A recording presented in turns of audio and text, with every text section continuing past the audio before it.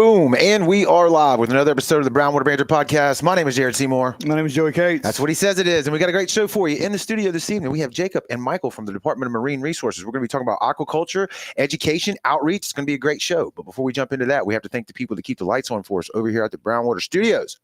Right out of the gate, Dr. Robbie Williams over at Southern Magnolia Smiles. If you're looking for a great local dentist, they are located on Washington Avenue right here in Ocean Springs. You can look them up at Southern Magnolia Smiles on Facebook and Instagram. 2025 is year to brush your teeth. And give them a call when you order to book that consultation at 228-215-1202. Coming up after that, it is Taylor & Cox Law Firm. It's our buddy Tyler right here. If you need legal representation, they are practicing in Jackson, George, and Greene County. They specialize in felonies, misdemeanors, DUI, family law, divorce, child custody. Taylor & Cox Law Firm will fight tooth and nail for you. If you need, like I said, for yourself or anybody you know, book that consultation with them at 228-696-0111 and tell them Brownwater sent you. If you're trying to get that beach bod looking good for the summertime, you're probably a little bit behind if you haven't started yet. But Kendrick over at Forever Young Men and Women's Health, he can get you right back on track, man. Book a consultation with Forever Young and let them do some lab work on you. Check your hormone levels, check your vitamins, see if, optimize yourself fully. Their motto is they're bringing medicine, health, and exercise together to help men and women live their best lives. So if you want to get to feeling better, get to moving around, and just overall prioritize your health, Forever Young Men and Women's Health is the one for you. Check them out on Facebook and book the consultation with them at 228-363-6623 and tell them Brownwater sent you. I think that TV might be black. Yeah, it's super loud. I pulled it up earlier when you came in, and I forgot that I didn't turn it down. So if you get through with that, if you don't mind, just kill it. But gentlemen, first off, thank you all for coming in here this evening and talking with us again. Second time on the show for you, Michael. Is that correct? Right. First time for you, Jacob. Okay. So like we were talking about before we went live, if we could, what's a good starting point for people that didn't catch you on for the last time you were on the show? I guess just in general about the hatchery. I can explain our mission, if you will. Go ahead. So the DMR officially kind of took over a lot of the work there in about 2017. And since then, our focus has strictly been stock enhancement and restoration. Stock enhancement, mostly of finfish. Of course, the agency has its own shellfish, aquaculture, and stuff. So we work on finfish enhancement as well as some things with coastal wetlands, just because we can produce marsh plants, using them effectively as kind of nutrient sinks for some of our water, salt water and things. So we have a lot of space at the hatchery that kind of went unused for quite a while. So we're in the process of trying to make it a hatchery closer here to the coast that focuses on brackish and marine. And our goal since 2017 is to eventually have a hatchery here near the coast that's open to the public, where people can come and visit and see what we do with restoration. And it'll have a blend of marine, brackish, and just because of the way the facility is set up and as useful as it could be, we're probably going to do a little bit of freshwater work. Probably the Department of Fish and Wildlife will head it up, but it'll be real easy. We'll kind of do the work. We have the space, we have the ponds, but we'll keep it freshwater, in their realm. Right. But they left to go to their hatcheries up north. We're still here. We have the space, so they're going to pick probably a couple species that they really want to maybe focus on, and we're going to help them do a little restoration here. But we can go into now or later. We're also really working on our outreach with education, help with the high school aquaculture programs that are really exploding here on the coast. Yep. And doing really well. And we also, like I said, we work with Department of Fish and Wildlife already. We work with USM already, and we're really trying to just expand anything we can do to help with restoration, whether it be maybe the dusky gopher frog that we're working on there. Okay. With some agencies. Okay. Yeah. We got to unpack what that's all about. A lot of interesting things, but we have the space and we have the ability to make it a very functioning hatchery focused on restoration and outreach to the public, just for for general information. Yeah. Right. Yeah. That's important to let the community get involved and Did know. we talk about where it's at? Well, that's what Yeah, I I was missing. Yeah, no, yeah, we didn't say it yet, but that was going to be one of my first Okay. questions. But you mentioned it last time you were here, Yes. where that hatchery is located. But I think you said y'all want to get it closer to where there can be more. Well, it'll never really be closer because of how much land. You're just never going to find a spot that close to the water. Right. Okay. Might be even best in a way. I mean, when you think 20 miles north, which it's in alignment, it's the old fish Right. hatchery in North Right, North right, Gulf. right. I remember you telling us that now. Yeah. Just off of Highway 53. By car or fish hauler or boat, as we normally do things, it's 20 to 25 minutes. Okay. But we did find out when we almost had to reset a little bit of everything after Zeta that maybe being next to the coast It's not that bad. isn't so bad. You Yeah. know, a little buffer when you're talking 20 minutes, that's okay. You could have some advantages being really close, like the access to the water Right. might help with some cost, having free salt water as opposed to the artificial saltwater work that we Right, do. Right. But like I said, Zeta cost a lot, and if you spent the money, had a big place, you could potentially I've lost every it few all. years have to Yep. start completely And over. Zeta wasn't even a big really storm And either. it did wasn't. damage, Yeah, so. just a little bit of a wind problem, Right. So we had some early structures that trying to rebuild the hatchery Right. that maybe a greenhouse and all that quick, let's get it up and going, that didn't fare so well. So but since then everything we bring online is a decent building, and after that start over, we realized it's a good spot. It's a good spot to be. Yeah. I'm pretty proud of what you got. Yeah. That's right. Jacob, what do you head up? Are you in the aquaculture side of things as well? Yeah, absolutely. So I'm kind of under Mike up at the hatchery. I do a lot of work ending up at the outreach. So since I came down here and started working on the coast in aquaculture, I've really worked on kind of fleshing out internship programs or working with the local high schools, kind of giving them the support they need to either get their program further along or just kind of keep it going, keep it moving. Okay. Yeah. So I'm kind of hearing like the big topic right now is like the outreach side of things, right? Yeah. We always bring up our buddy Brian Butler. Yeah. Over at Ocean Springs. I'm pretty sure he was the first. Yes. Well, of course, Brian, I worked with his dad, by the way, at the Gulf Coast Research Lab. Okay. And so in the summers, being a teacher, Brian would do some contract work, easy to bring in. He was well informed.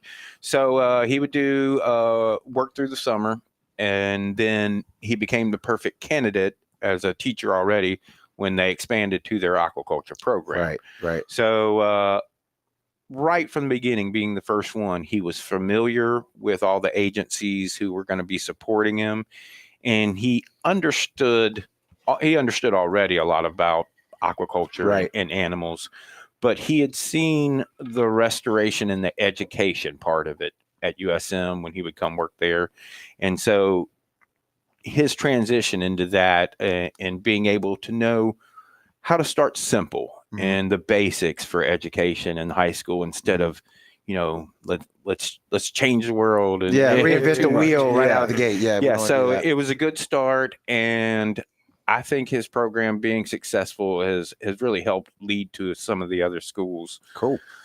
Seeing what could be done. So that was Ocean Springs. So what are the other ones where's now? the other ones at? So currently the other program that's running this year is Moss Point, and this coming year, Jackson County School District is putting on a program through St. Martin High School. Okay. Are they going to start kind of small, like compared to maybe what Ocean Springs already has? Yeah. I mean, Ocean Springs is like, the mecca of aquaculture in high school. They're starting out with about one greenhouse, so starting from the ground up and kind of trying to build that aquaculture program.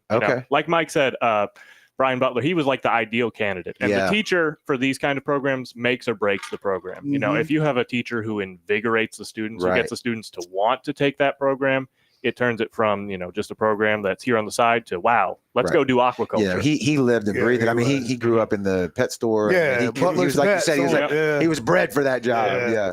But so the outreach part of everything and getting this into the high schools, it helped me out here because I'm thinking, one, educating the kids about stuff like this is just good, just in and of itself, right? Two, it gives people that live around here maybe a deeper appreciation of what goes on out in the Gulf of Mexico, a better understanding of what the resource that we have here, right? And then 3, like, pulls people into the industry some way, shape, or form to what y'all do, or to those types of science, marine science? Well, one thing is, you have a lot of education in the colleges with USM and Mississippi State, where a lot of the students will go. Until you get to that point, anything you get maybe freshwater related or not specific to aquaculture. So it's nice on the coast, even though the students are coming and getting the beginning, which is kind of freshwater in most places, or when they go to Mississippi State, there's a lot of Department of Fish and Wildlife. So it's a good intro into things on the coast and specific to here, because you're going to get the rest as you move on. But it's nice to start and see what's local as you go through your education in your high school program that's located here. And then it's a good starter instead of learning these things your first year in college and maybe finding out it's not your thing. It gets you a real head start to say, this is something I'm interested in. This is what I want to do. Yeah. And then hopefully down the line, you get some great qualified candidates who may want to stay around here and work here on the coast. And that's what we're trying to do, produce teachers, produce business leaders who want to start businesses on the coast, or scientists.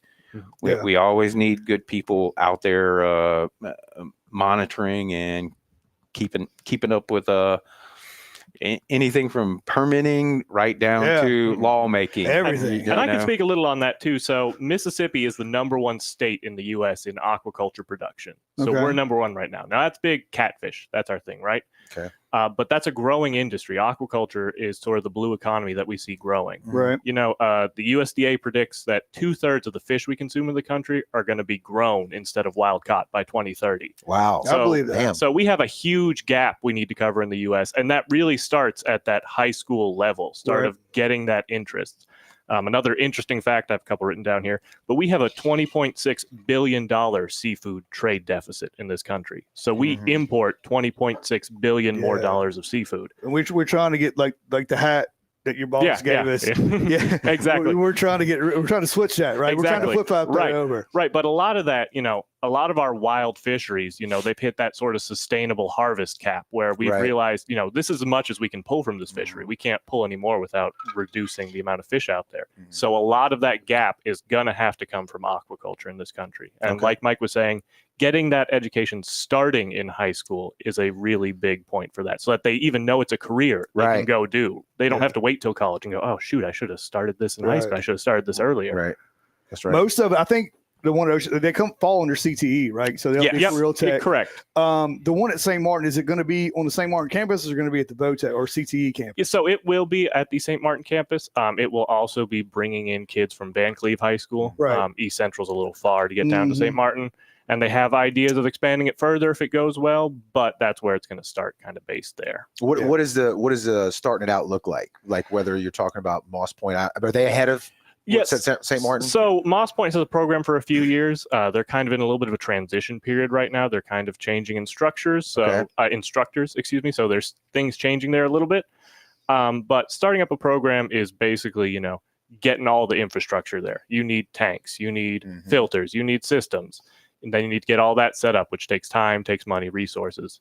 Then it comes the actual part of the class, getting fish from DMR, Fish and Wildlife, people like that, and then getting that all started. And you're starting at year 1. So you have a whole bunch of students that you're going to start in year 1, and then they're going to transition to that second year of aquaculture. So it's a full 2-year program currently at all the schools. Okay.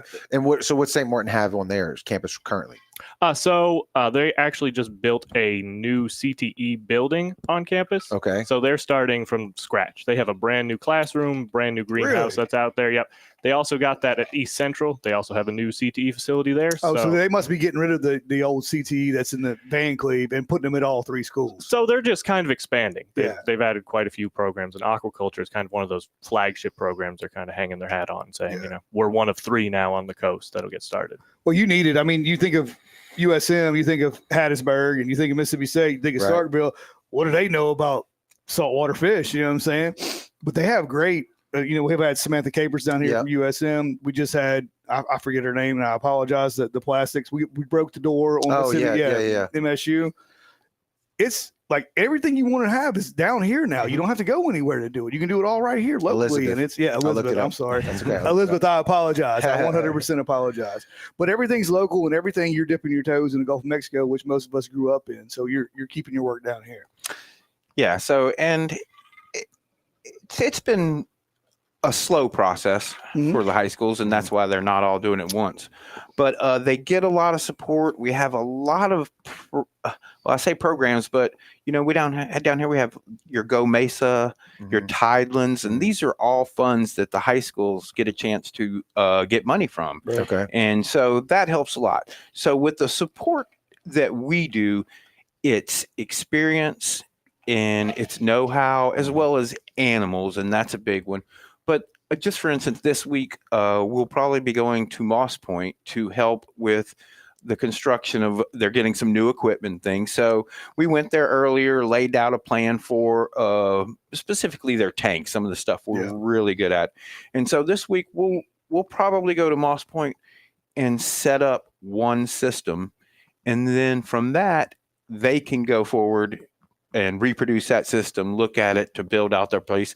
And then when we need to step in, when they're like, hey, we need to know a little more, can you help us to make the right decisions? We'll do that. So we lend a lot of support that way with know-how and, like I said, animals, but they have to do it on their own. And so these teachers are getting real good about going out, writing grants, getting all their money, and it's been positive from every aspect, from the students that I've seen, from the new teachers who are doing it, and the people who support all these teachers, all the superintendents, right down to really any of the higher up people and all the administration educators. They are fully supporting aquaculture here on the coast, and I don't see any reason that no pressure, but some of these other schools, such as Biloxi and your St. Stanislaus and Bay St. Louis, all these schools are just set up in perfect locations to start their own programs. It'll eventually be everywhere, if I had to guess. Yeah. It's the amount that we're growing on the coast, and with the influence of Southern Miss and Mississippi State, I think it has to 100%. Yeah, I would agree with that. As long as the funds are there, because I gotta imagine it's a little bit pricey to get going, right? Yeah, it's not a cheap endeavor to dive into if you want to do it well, which a lot of these schools are so far, which is excellent to see. They're really putting that money behind it. But you get a lot of money, like especially CTE, you get Perkins money, you get all kinds of stuff like that. So that does help a lot. It gets more than what a regular teacher class would get. Okay. Like, say math. Right. Yeah. It would get a whole lot more money from the state for that. What does it start out with though? Like, so obviously you're gonna have a tank. Right, the greenhouse, I guess, would be the encompassing thing. Yeah, right? And it doesn't have to be a greenhouse. Over in Moss Point, they transformed a more traditional CTE shop space into a aquaculture space. So they're utilizing the space they already had, turning that into something. Okay. But yeah, it does start with a tank, some sort of system. It can be, there's a lot of different recirculating systems out there, and then just going.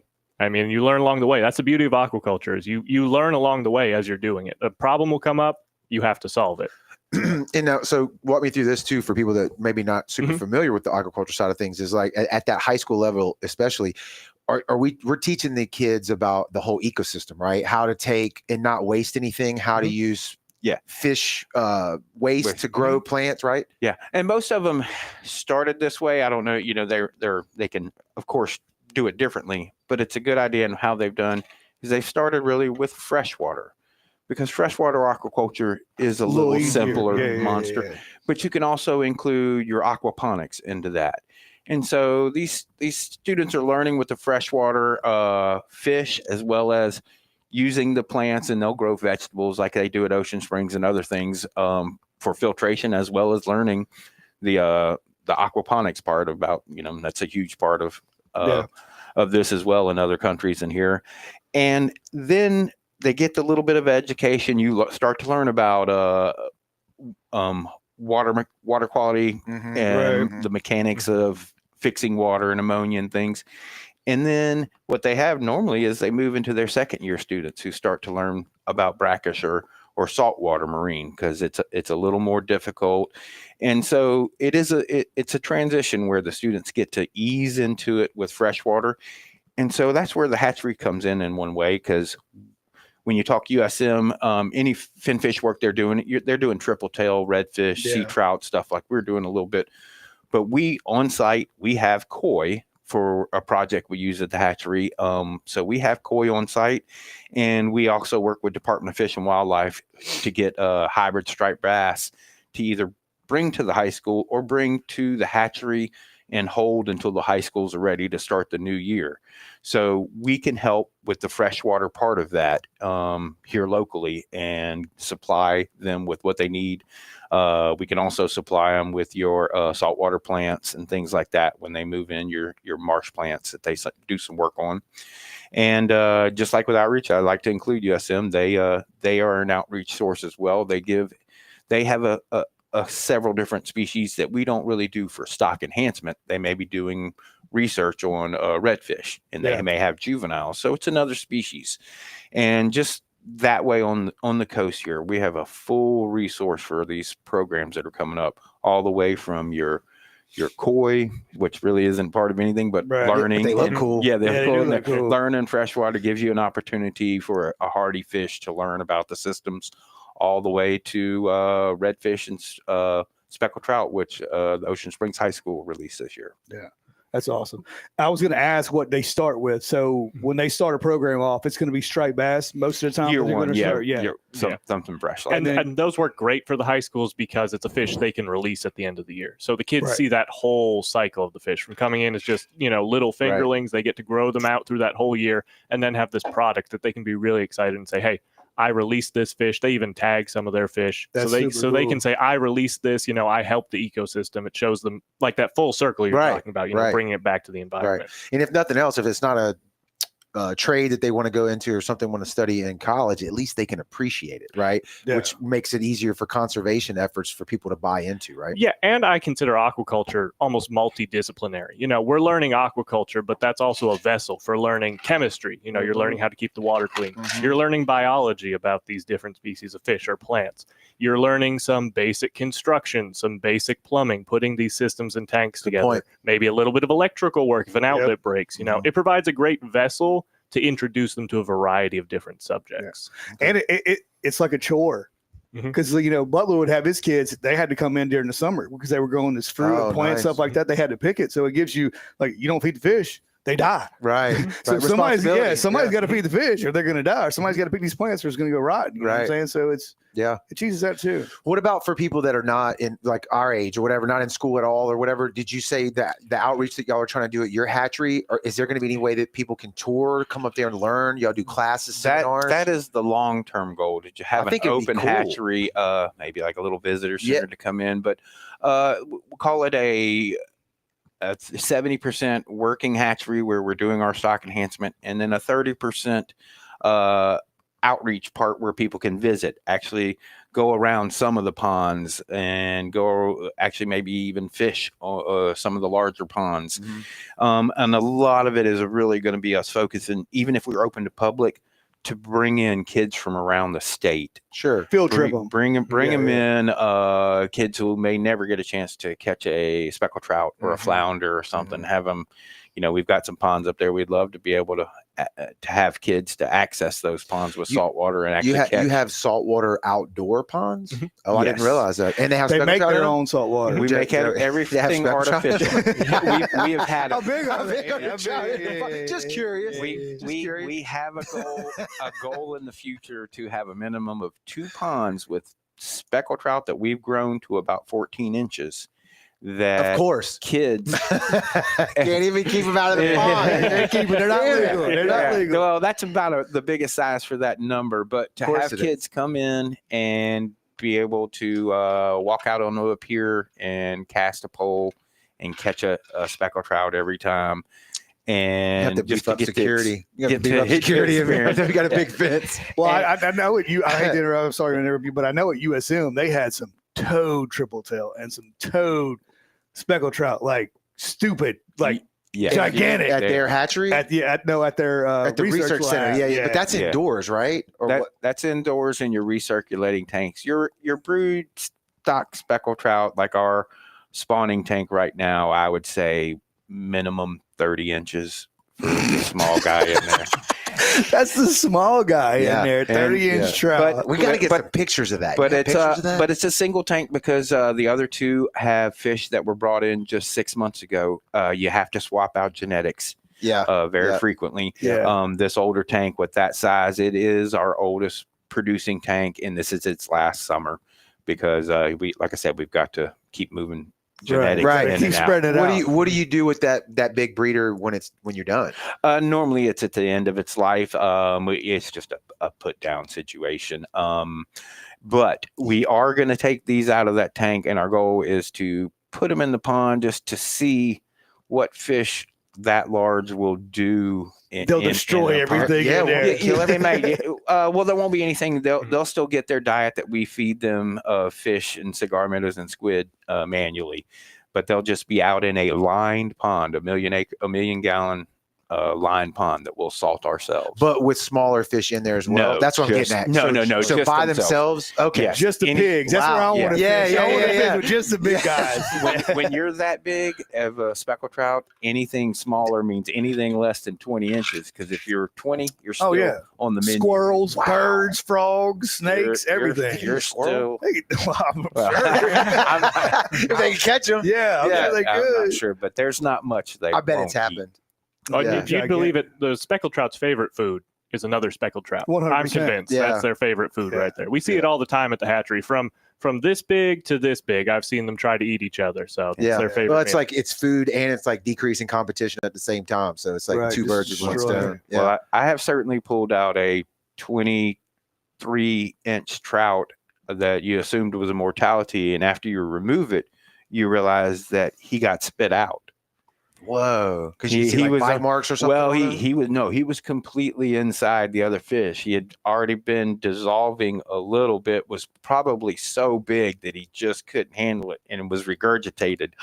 So you see the body for 23, and he had only been inside for a short while before the other fish realized it was too big of a meal. And then spit him out. So you pick him and you're like, oh, this fish was inside another fish for a couple of hours before he got blasted. That's weird because you see pelicans and some birds sometimes eat something like, how is he going to digest all of that? I just wonder. But and like the spectral is like, I tried, I spit him out. It happens all but the he's time. dead, so screw him, right? And then when they're smaller, up to about what I'd call about day 40, that happens all the time. But they don't get to spit them out; they just both die. Mm-hmm. Because it gets stuck. They're too small. We have the biggest part of our releasing fish is through day 35, fighting cannibalism. Right. And what do you do? Just keep them well fed? Does that like help? It helps, but they will eat until they regurgitate so they can eat more. They're just machines. That's my spirit animal. Eat, you should be a speckled trout. and really, just every day you expect to see a two-tailed, four-eyed fish dead because one inside the other dead. And that's survival of the fittest right there. Yeah, you better be ready. That's wild. You mentioned plants. We talked about it when we went to that Nutri rodeo about how important, like, because they eat up all the what is it that they eat that they kill that then allows the marsh to wash away the grass and stuff that they eat, that the nutri rats eat. So those plants are super important for not only filtration but holding in the marsh as well. It's habitat, right? Yeah, that's the big one. So what are y'all growing there in that? Right now we just have Juncus on hand. We have had Spartina, but it did get used. Everything we had for some projects, but I'm going to work on getting some more. But break it down what that even is for. It's called Spartina alterniflora. The easiest way, I guess, is the taller marsh plant behind, or actually in front of the Juncus, closer to the shore. Okay, and then your heavy, thick. Black needle rush or Juncus is the more predominant marsh you see everywhere else. So it's So those are the main two here on our coastlines. And those are they filtration? Obviously, the root system holds it's everything. The soil. It's a root system for habitat, habitat for root systems for keeping the soil or whatever, soil and everything, and habitat for young fish is a big one. But erosion is the biggest thing that the March is helpful for, holding our beaches and things together. Yeah. And y'all are growing those to take plugs out of it to put other places? Well, we're a little special in the amount of space that we have. So we start just like everything. We only have native Mississippi juncus here because the genetics is different in the Florida juncus. What we had collected and started with came from Mississippi seeds, and we grew those, and then we eventually moved them out to our line ponds just because we needed the space. And so we had a half-gallon pots of 1,000 plugs, but they were our own plugs moved into pots. And then we just kind of filled the pond with water, and they took off. And they were just doing great. So we started channeling a lot of our saltwater effluent and waste from the hatchery into those ponds, which adds nutrients for them. And then, of course, they were marine, so they don't die. And then they really took off. And so for a while, we didn't really have much to do with them. So they expanded and just sprawled out of the pots on their own. And so now we have a line pond with just marsh plants growing on it outside the pots because the liner itself has become like one big pot. Is there any pictures of this online on Facebook? Do you have your own Facebook page or anything like that? We do. I can't know. I'm not sure if those marsh plants are specifically in a picture. Or your ponds, are they on Facebook anywhere that I could find that you know of? No? I was going to get you to run through and describe what that hatchery looks like. So maybe we can jump into that. Yeah, but I mean, before you do, is there anywhere I could grab some photos of this? Anywhere that you're aware of, your website or anything? I don't think so specifically of those ponds. I'm trying to think if our coastal markers might have had any pictures of that. Okay, no worries. So fish poop, fish scales, dead fish, everything goes and it just fertilizes and it blows up. And so we did outreach this year with Mississippi State. Now I am finfish aquaculture. Right. This is just a little, hey, we got the space, we can do it. And so we started, and it's going great. So some of the experts at MSU who really do this came out and gave us a little bit of education. But knowing these were native Mississippi plants, they collected seeds. And so just the past few months, they came out from the Mississippi State Extension. They're people working with restoration and coastal preserving. They came out and got a lot of seeds. And it's good for them because they know they're from Mississippi. And so they took them and have already started growing more junkish that I think their end goal is habitat restoration for some of these projects that we have going on. If you think of by Point Cadet, they're redoing some of that right there. Yeah, that's cool. We're hoping some of these plants end up there because not a plug. If we do it right, you can start out with a 3 foot tall, full grown plant, 6 by 6 inch diameter plant, and pretty much have them put in and the habitat ready to go almost, instead of it little plugs, which take a long time to come up. Do you know about that over on Point Cadet? Because I see that a lot. I've been going to the fishing bridge a lot. I don't know. Who's doing that? Do you know? It looks cool. Like I haven't heard anything about it. I don't know what's going on. I know it has to come through the agency for approval, and I've seen some here and there about it. Okay. But that's not my wheelhouse. Okay. Yeah. Well, you got Point Cadet, and then right across from at Deer Island, they're putting that new shoal in at Deer Island and starts restoration. We got to see if we can't get somebody on the show for another one of their episodes, DMR episodes, that knows about that, because it's, to me, I don't know if they're doing it for breakwater or they're doing it to attract people because they're kind of creating a little habitat there that I've already seen people showing up and hanging out there. I would assume the underwriting language is helpful for all those things. Right. All the things. And that's good if that's what's happening. As far as that goes, I just put the information out there. Yeah. Hey, I have this available. Do what you want with it. If you coastal people this is your expertise. If you want fully grown, ready to go native marsh plants, I have them, and that's what I want to be. Sweet. I that would have be great. whatever you need, Father I can help. Nature. Yeah. I have all the trees, all the plants. And that's what we want the hatchery to be. Yeah. We have and I'll go into that. So that's what we want the hatchery to be. Yeah, walk us through it. Footprint is enormous for a hatchery. We have 14 half-acre line ponds. So to go into what we're doing, they're 1 million gallons each. So artificial water, salt water, it can be a little costly to salt that up. We've done it, and we've used a lot of the ponds for that. We've raised speckled trout from egg to release size in there, which is what they do at a lot of the other hatcheries that are closer. They'll bring in wild water, put their trout eggs in, and we kind of have to do everything on our own. Let me stop you there. You're dumping salt into the water. That's how you're salting. You're taking salt bags, dumping it into water to get to the right way. Well, that'd be a lot of bags. I was going to say, You take a purchase marine mixture, which makes the salt water you're making marine and have the right elements in there for marine production and what the animals need. Right. And then you also add salt Okay. for bringing the salinity up. So it's a combination of salt to get your salinity high, but then the marine salt, the nutrients and the elements which make it right. I'm water. Yeah. So we did that, and we were doing work with that.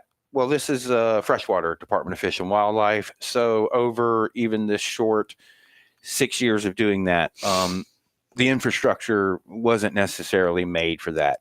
Now, this place was built in the 40s. So the line ponds after that, but it's already got a lot of wear, and bringing in salt and some of the work we're doing has really sped up some of that wear. Blessing everything. So we are in the process of trying to figure out how to redo some of the infrastructure at the hatchery to make it more saltwater ready. Everything's got to be stainless steel. Or plastic instead of steel. So that's where we're at with that. But we have 14. So we'll probably never have 14 full of salt water. We just don't have the amount of work and people it take to keep working those ponds. But we blend in with our freshwater. So I've got saltwater ponds that we do the marine restoration. We're using some of those line ponds for marsh plants, like I mentioned.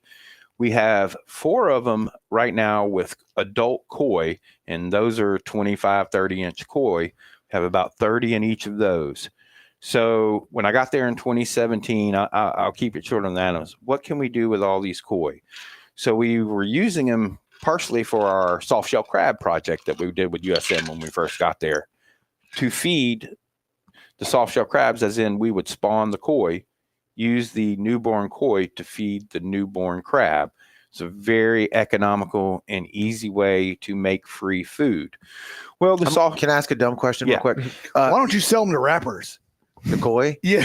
What do you mean? I don't get it. The big koi that they're big koi in now? the ponds. Yeah. It's crazy how much they pay for these koi. Oh, yeah. No, I've wanted a koi pond since, you could ask my wife, 2008, 2009. I used to watch videos about it all the time, but they're kind of expensive to build. Now, these koi I'd call them the Mississippi mutts of koi. Well, I'm talking about... They've been around for a few years. To build the pond is not cheap, right? It's fairly expensive, but depending on how big you make it. But and we're seeing some of that now with some of the restoration of our big earth ponds we're doing right now. So Mike can speak a little bit more on the acreage and all those. I don't have those numbers off the top of my head. Real quick on the dumb question, though. To feed the soft shell crab, the koi or freshwater? So you just take the babies and throw them in the salt and say, to hell with you anyway?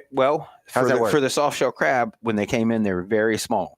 So what we did, we would move the koi into freshwater and right temperature ponds. And when you move them in the clean water, they'll spawn naturally in that line pond.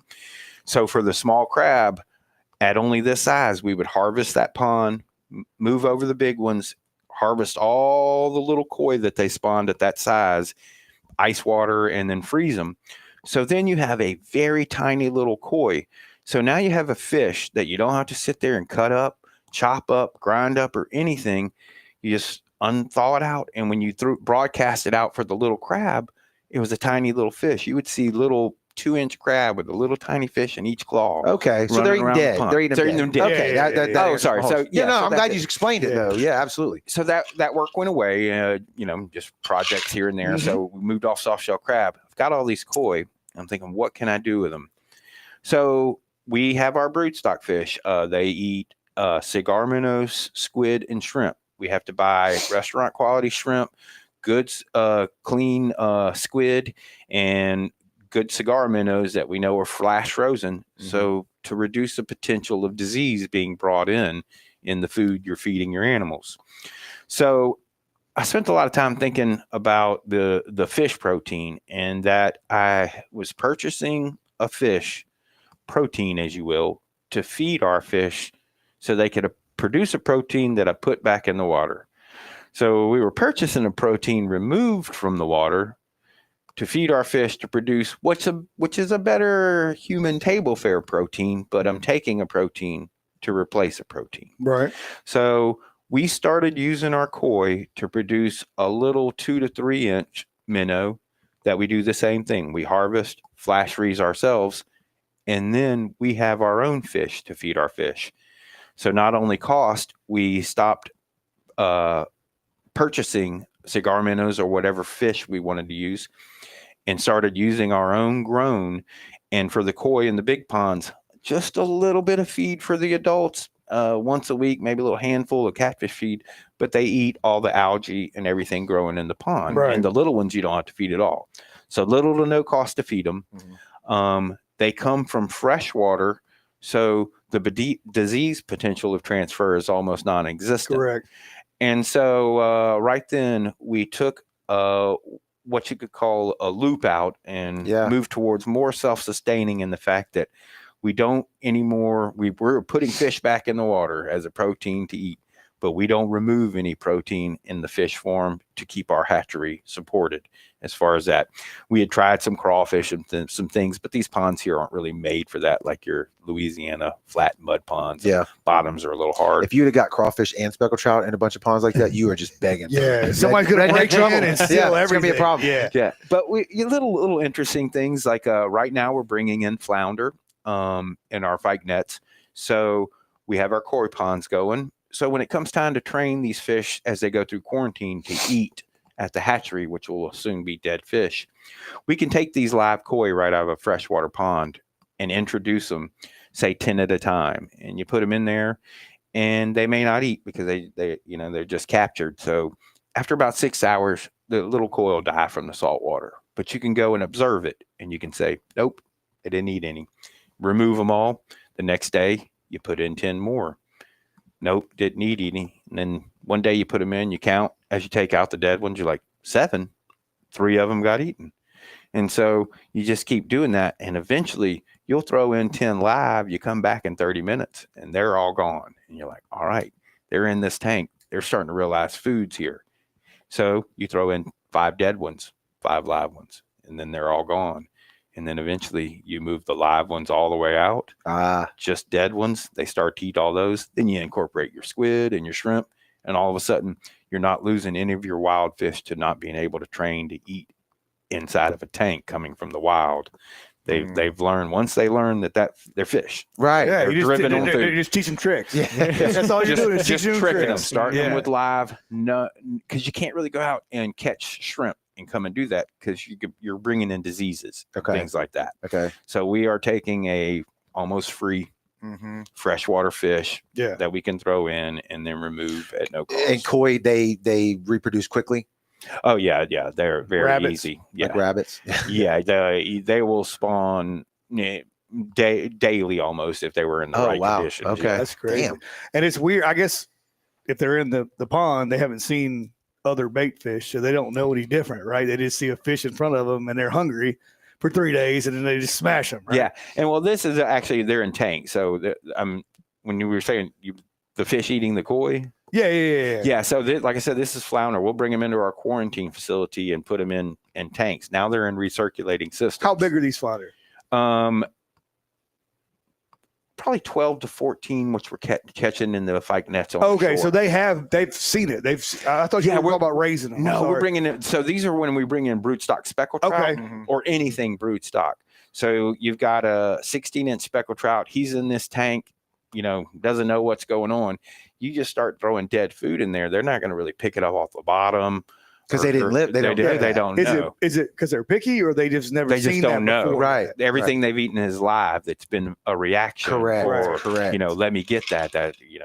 You see all the action. Mm-hmm. They're also a little stressed now. They've got walls around them now, so you need to give them something as close to what we can get them as what they're eating in the wild, just to get that reflex going. Gotcha. So you let them circle around for a day, 2 days. Finally, that stomach starts saying, "Hey, we got to do something about this here, boy. We got to change up the pattern." Yeah. And then they smoke them. And then koi, in this saltwater, you throw them in, they kind of get a little shocked. So they swim, but they're not real. Right. So they're just kind of there, and the trout's just staring at them. Like, right. What is this dude doing? And how long can a koi live in salt water? About 5 or 6 hours, because our waters, I guess it would depend on your salinity. I mean, up to probably 5 parts, nothing.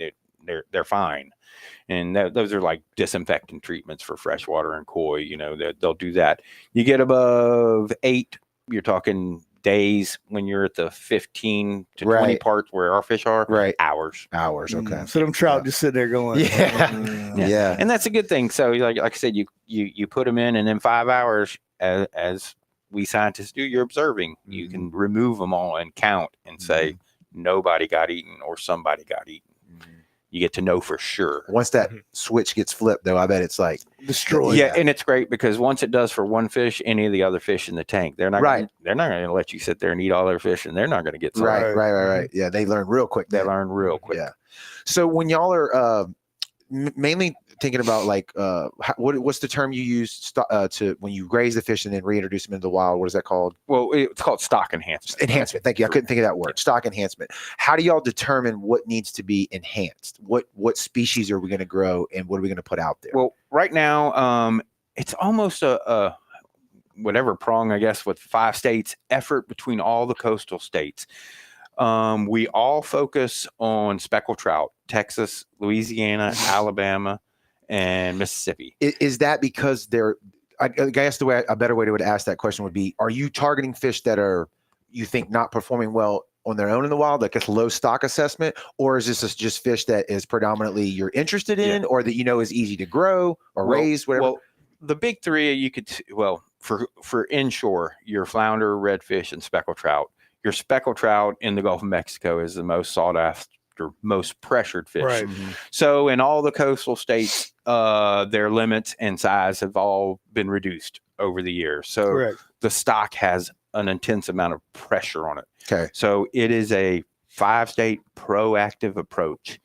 Why wait until the stock is endangered or completely stressed to where you have to make disastrous or really major calls on shutting the season down, any of that. So for that, sea trout is the most pressured. So we all started, all these states, doing an enhancement to stay ahead of the game, if you will, simply. Okay. It's got the most pressure. So why not work on that one? Why not work on that one? Flounder next, the same. It has, let's just say, the second most interest among anglers are keeping the stock up. I'm noticing a flavor profile here. Well, to me, and I am no scientist, after the oil spill, which a lot of that stuff went to the bottom, the flounder pretty much got deleted. And then now it's making a big comeback, especially this year. Yeah. Trout as well. Crabs were the same way for a while. I don't know if it was right when the oil spill happened, right? But this is all the bottom stuff. Right. But redfish, I mean, you can walk on them pretty much anywhere, anywhere you go. And it is, there's, you ask people in Texas or Mississippi even, how much you fish for redfish? You don't get a lot of response. It's big in Louisiana. So it's just input from recreational fishermen, input from the stocks that we assess. Okay. We know that speckled trout and flounder always. You're never going to go wrong trying to enhance that. So it is a stay ahead of the game type of approach. Do you know how much you can move the needle when it comes to just say? To be honest, that's undetermined. I've seen a lot of presentations where a number is given, where they say things like, for the amount of habitat available in Mississippi for recruitment, and by recruitment I mean when you release one, the ability for it to become a spawning wild adult, and recruit it into the stock. I've heard numbers thrown around. You'd need to release somewhere around 1 million juveniles a year to get the 1% of that million surviving to recruit into the stock, which would be a large number, 1% of a million right. a year, right. For that to make an impact or some, but you know, so a bunch, a whole lot. It's a bunch. So to go into that, one of the big things we're doing now is we're focusing on some type of monitoring, but I would say, for lack of a word, common sense would let you believe that if you grew a larger fish, it would have a better potential to recruit. Yeah. So it's what we've been working with for the past 3 years with USM. We have all these big ponds and everything, but we have the brood stock, we have our recirculating, but USM has a lot of very large tanks from previous work that they've done. They've got a lot of space and a lot of expertise, if you will. Right. So we, for the past 3 years, have been bringing them our roughly 40 to 45 day old 2 to 3 inch, well, probably 2 inch sea trout. We've already this year bringing their first batch of 20,000, and they're in the process of growing those out to minimum 6 to 8 inches. So we have what you call a 2-phase approach now, where we shoot for that million number out of the hatchery at 2 inches all over the coast. Every 30 to 40 days, we're putting out a new batch of fish, as well as bringing USM 50,000 sea trout a year for them to grow out to, in the end, have 30,000. You know, you have loss and mortality. Yeah. So our goal is for USM to produce 30,000 6 to 8 inch trout that we release every year. So we'd like to do 1 million, or as close as we can, of your small ones, which right now genetics is the only way you can mark or do anything with those types of fish. It's all very costly to monitor. But for the larger ones, we're tagging now a portion of them with what we call a VEI tag, which is a visible elastomer implant.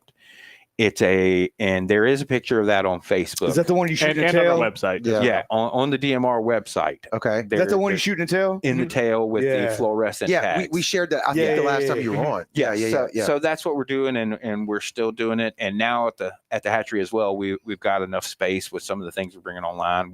We today moved 1 tank worth. We put 4,000 2-inch speckled trout in its own tank, with our goal to have 2,000 out of our hatchery to tag by the end of the year. Now, of those 30,000, we've only been able to tag about 10% of those. It's a monster project and time consuming. Yeah. So you go over there and you take about 5,000 a day. We try and tag 1,000 of those 5, or 500 of the 5,000, and then put those out. And then every time we grab a batch, we try and tag some of them.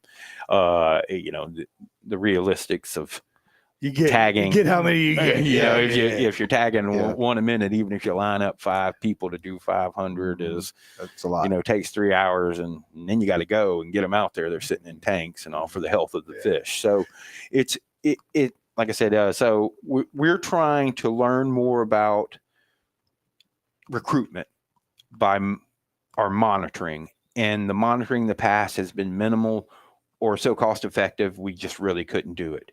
So we are trying a really broad, and I'm glad we're on here to explain a really broad, well, I don't know, just a simple approach to tagging to get information. So what we want is to know if you caught it. We've got different colors for each year that the fish was grown and released.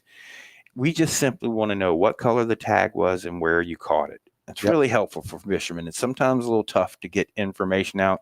There's hesitancy. You're not sure what you're looking at. You don't know what it means. Right. I'll tell you my story. I literally caught 3 or 4 of them, and I threw them on my cleaning table, and it's before we had anybody on the show. And I'm looking at the tail, and I'm like, something's not right. Like, you had the neon. Yeah. They were like bluish purple looking, and I was like, this is not right. Like, was this out of a pet store? Yeah. And I threw another one up there, and I was like, that one's the same thing, but I didn't know anything was going on. You know what I'm saying? So I just fillet them and throw them overboard. I had no idea what was going on. What year would this have been? Do you remember? So it would have been 2 years ago. Okay. So you had more than one? Oh yeah, I had 3 of them. Have you heard of that before? Were they all the same color? All the same color. I guess I don't remember what colors are. I have to look to see. On the sheet there. Oh, it's on my sheet here. But I mean, I wonder, is that normal? Do they hang out with each other like that? 2022 would have been the pink, which is what you're talking about. It's kind of a pink purple because orange and yellow were the other 2 colors. So 6 inches. So by the summer of 2023, that would have been a legal size trout if you caught it. Yep. If you measured it. No. I didn't know. Well, I stepped on it. You know, it was 14 and a half. Yeah. So it's getting the information out.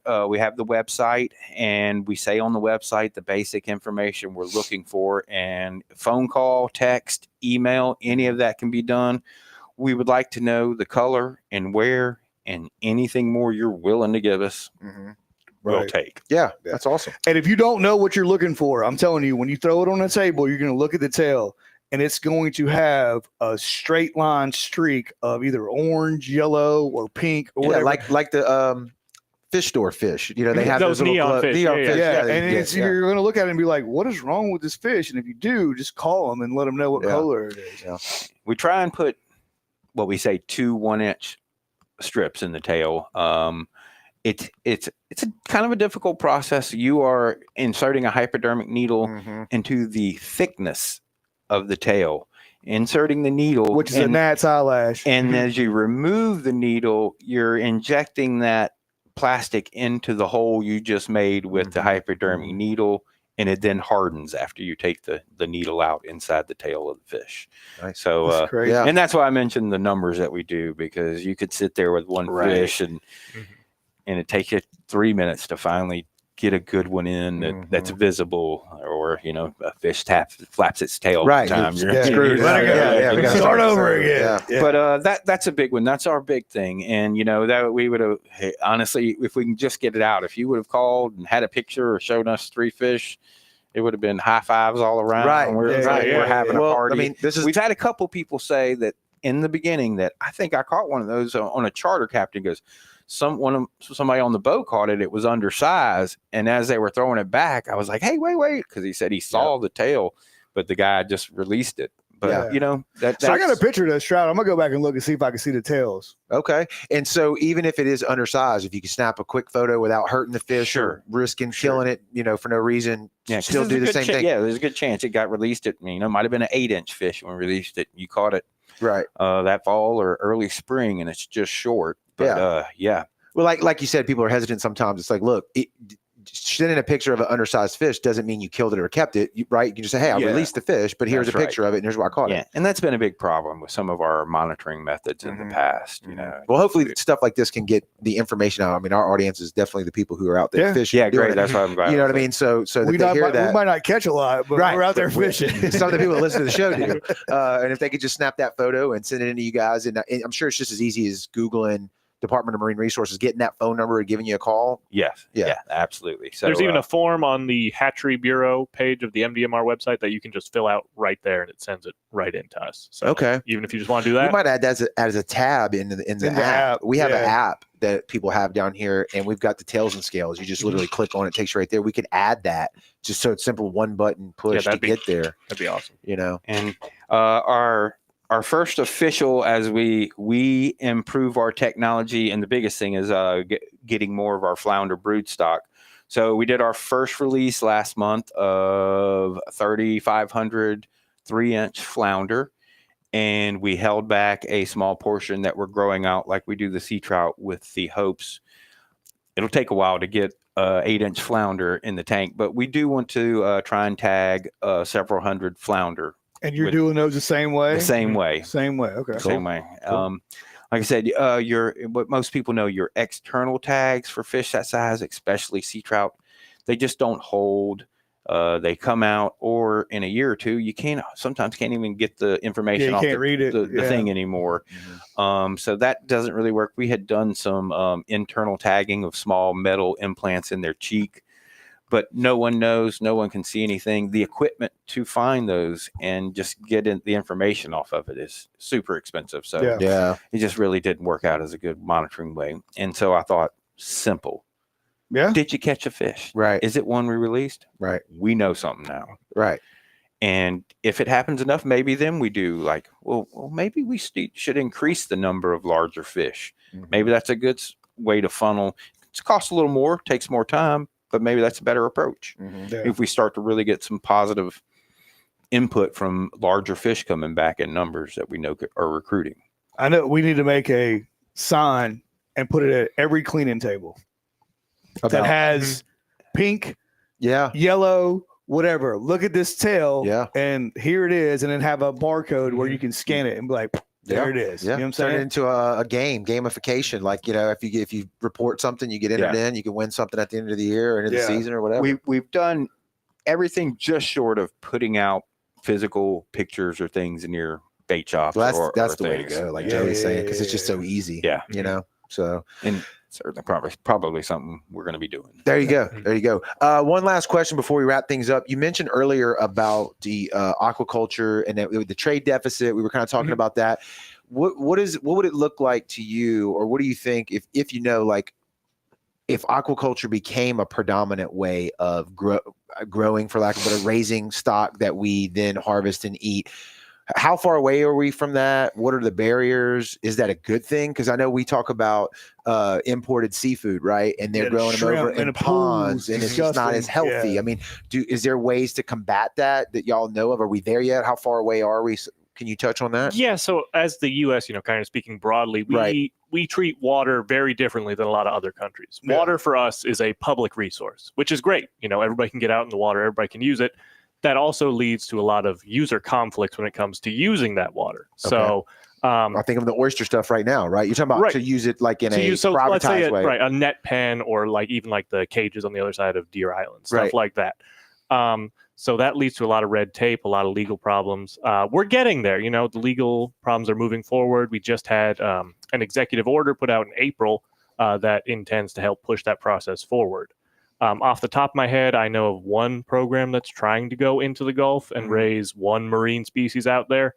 And it's been at least 3-4 years now of just regulation. Study this, study that, check this whale. So that's part of where we're at. I think in the U.S., what we'll see more is land-based aquaculture, kind of like what we do at the hatchery. So recirculating systems. That helps with a lot of those environmental issues you were talking about. So in recirculating aquaculture, you have control over every step of it. You have control over your waste, your effluent, what you're putting out there. You have a lot of control over what the fish are eating. So I kind of see that as the way we're going forward. We're just not there regulation-wise, and then also economically. That's really expensive. If we're going to take a warehouse and fill it with tanks, fill it with filters, all that sort of stuff, it's going to cost a lot. So we're just not quite there yet. Okay.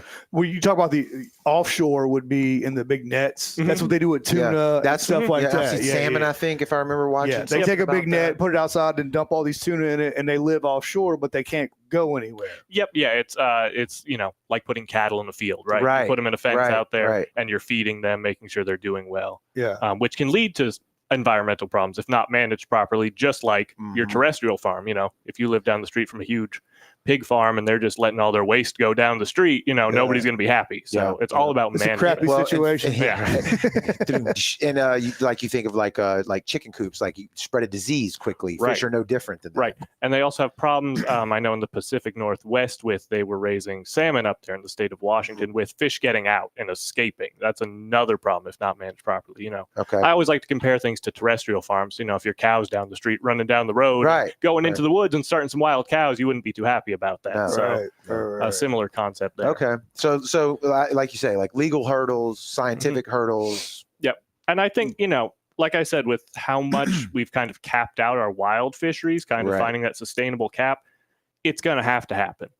Seafood consumption is going up, but seafood production is leveled off. So at some point, something's got to give here. Yeah, there's hardly any shrimpers out there at all. You know what I'm saying? Yeah, and I guess that's because of the imports, right? I mean, and cost of fuel. I mean, we talked about that before on the show. And shrimp haven't gone up. Right. Well, because of the imports. Because of the imports, Right. And if you're like we're a hatchery, we're close, and the other ones here in the other states, we're doing stock enhancement with our ponds and things. But if you've got a pond pretty much anywhere else in the country, you're using it, you're producing fish for consumption or, to sell or something, a business. Right. We are using ours for stock enhancement because of our mission.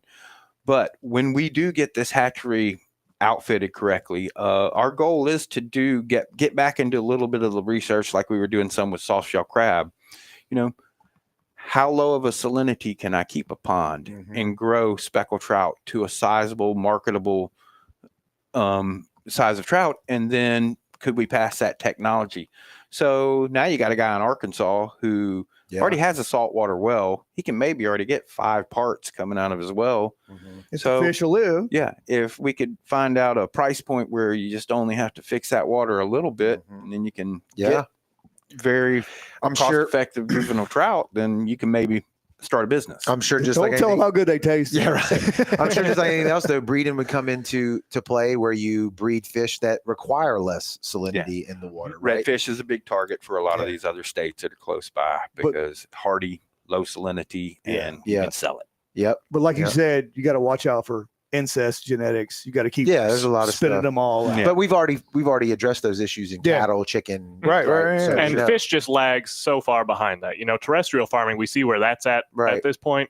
Fish farming is just, we're like, I consider us 50 years to 80 years behind that terrestrial farming. So at some point that technology gap has to catch up. Right. We're working there. Probably hadn't needed it until now. Because we considered a lot of these wild resources, you think even just 40, 50 years ago, as we can just take whatever we want from the ocean. So why are we going to develop this when you think terrestrial farming, almost everything we eat now is terrestrial farming, right? Now I don't think seafood's ever going to get that far, especially in our lifetimes, but we've got to do some of that catch-up work. And that's, like Mike said, some of that technology transfer to industry is really important for some of the work we do. Right. And hopefully some of this technology transfer to the young high school people. Yeah. There you go. Maybe somebody here will be the one to break the breakthrough coming through the system. Well, give us a rundown of, if I'm a teacher and I want to reach out, where I need to go. If I'm a person who wants to do a tour, where do I reach out, and all your other links. You would start with public affairs at the DMR and outreach to them, basically tell them who you are, what your interest is. We are a functioning hatchery, so we have to not be careful, but we can't actually just be doing tours all day while we're doing work. So I will say that it'll be tough for a group of 10 people just in the public to call and say, hey, we want to come and look around for now. But we allow anyone, or we certainly want educators. We have Dolphin Island teachers who come every year from Sea Lab and stuff like that. We have what's called Gen C, some teachers with USM over in Gulfport. They just did a tour last week with us. So if you're in that type of thing, we're open for business for any type of educational tour and outreach, and probably some specific groups.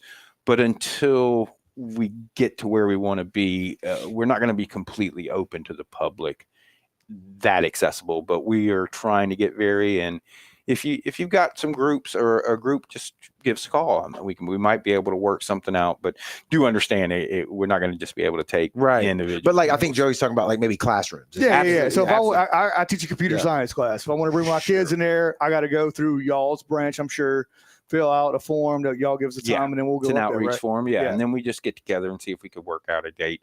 But all the high school aquaculture classes come through, and all that type of thing. Love it. And we even Mississippi State's veterinarian schools came a few years ago, and on their way down to go to the extension and things, they stop in because the hatchery work we do is a little unique compared to some of the things, and it's not real big. You're not going to see it everywhere, so it gives them a chance to see something. What about your fish releases? Is there a schedule for that? Do y'all have anything, or y'all just spur of the moment? Y'all put it out to the public? Tomorrow we'll be doing a release in Bay St. Louis. I guess you're welcome. Come out. It is going to be at the Merlin Knee Case boat launch. It's tough to give a time, but somewhere hopefully around lunchtime we'll be there. We're going to that spot because it's a big enough boat launch. We have to take up a little time, take up some space in the launch so boats can keep going out.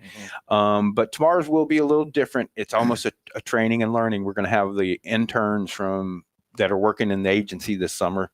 Some of them who are from coastal preserves are going to come and observe And also tomorrow is going to be a release, as well as the interns seeing it for the first time and getting to witness it. So 20,000 2-inch trout going out tomorrow. And we just, what did we do with that? I went blank. What did we just do with our, oh, that's what I wanted to mention. That's why I went blank. So Thursday of last week, we did our first island release from the boat. Okay. So we have to find public access areas. We can't go to people's private land or, anybody advantage when we release all these trout. So it's usually from boat launch that has really good habitat surrounding it. So Merlin knee case at the mouth of the Wolf River as it opens up into the bay, real good area, just marsh everywhere. You got some deep water close by. So I started to think, and they do some of this in other other states. So I started to think, what could we do different to maybe help with the recruiting? So we put 30,000 2-inch trout in a tote and went across from Biloxi at the Coon Street launch. And we distributed 30,000 sea trout on about a mile stretch on Deer Island.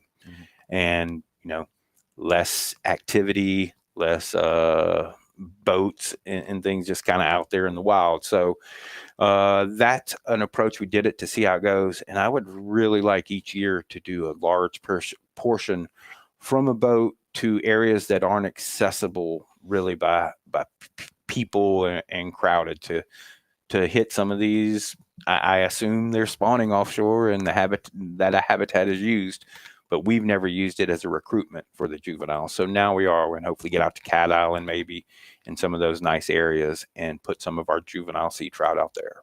Nice. So if you're at Deer Island, when was it, 2 days ago? Yeah. You didn't catch anything? They were stuffed to the gills. They had all last Thursday. They had all the small trout they wanted to eat out there. And when he was saying earlier about tomorrow releasing in Bay St. Louis, that would be June 17th. So depending on when you listen to that, don't try to run out there and go catch up with them. You might be listening to this 2 weeks later and you show there up. was nobody there. You said it was tomorrow. Yeah, that's right. And all these releases are on your website, I'm sure, right? Before it goes out, Facebook? No, we used really just do an end of the year kind of total, we put it on Facebook and the total for each release. We don't kind of keep a tally to the we'll just say the hatchery released. Well, I'm talking about when you're doing it. I'm sure there's going to be you're shooting all these trout out of the hose, right? There's going to be something out there that says when you're going to do it, or y'all just kind of keep it away from the public. We'll do a Facebook post on the DMR website probably a couple days later. So we did the release on the island. Right now we're putting the pictures together, making sure the statement's right, and then we'll put it out there. So it's usually about a week lag. I got you. Well, gentlemen, thank y'all. Y'all are doing some great work. I love, we love to hear about the science of everything that goes into what you guys are doing. I think it's impressive. The facility sounds great. I'd love to see Joey take your class out there, some video of it, document it or whatever, and put it out there because that's pretty cool. And if y'all ever get public tours going, I think that would be great to let people go out there and see. I'm sure we can work something what you're doing. Yeah, absolutely. Thank you for your time. Thank y'all for stopping by. Appreciate you having back on, first timer. Hopefully it was fun, but we want to thank everybody for watching the comments that came through, watching on the lives, replays. Like we said, we have an app. If you want to stay up to date with all of our stuff, just go download it. The Brownwater Banter app. It's free for Apple and for Android. You can stay connected to all the shows. We got more DMR shows that we're going to be doing coming up all throughout the summer. So if y'all keep